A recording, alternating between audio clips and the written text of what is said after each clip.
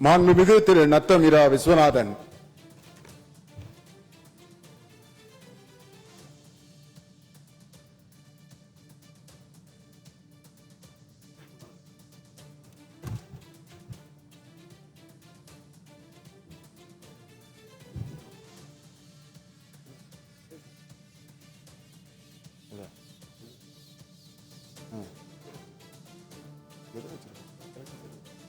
ஒரிஜினலா நீங்க வச்சிருக்கீங்களா?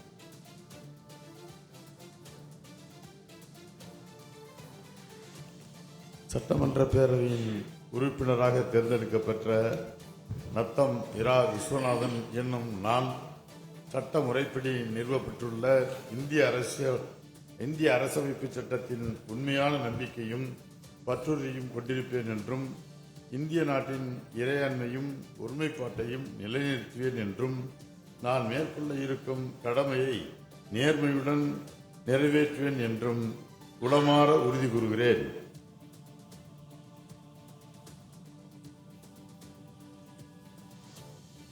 மாண்புமிகு திரு KN நேரு.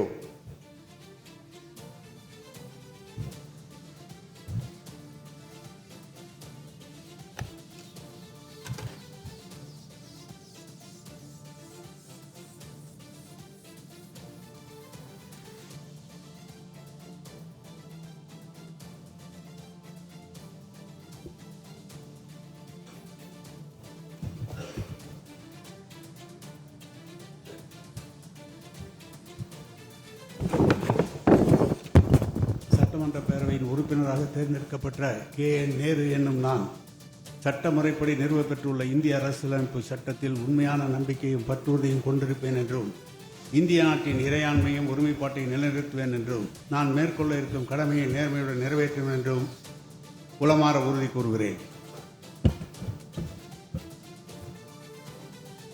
மாண்புமிகு திரு MRK பன்னீர்செல்வம்.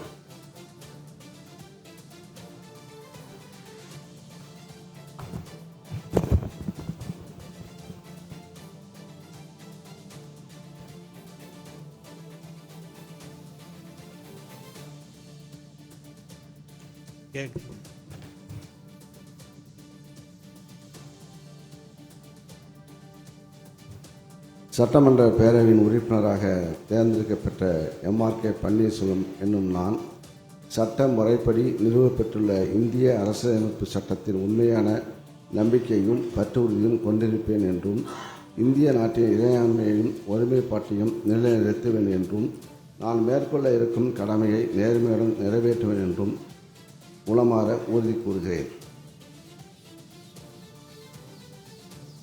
மாண்புமிகு திரு பாலகிருஷ்ணா ரெட்டி.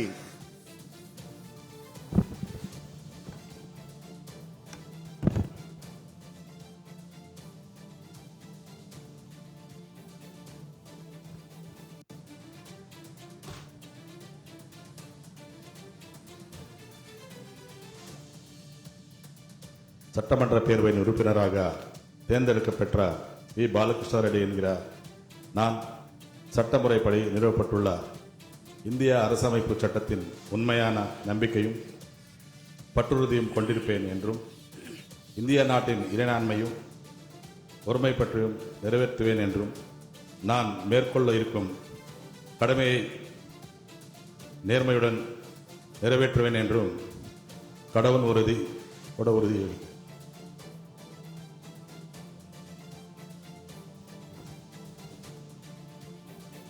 மாண்புமிகு திரு E. பெரியசாமி.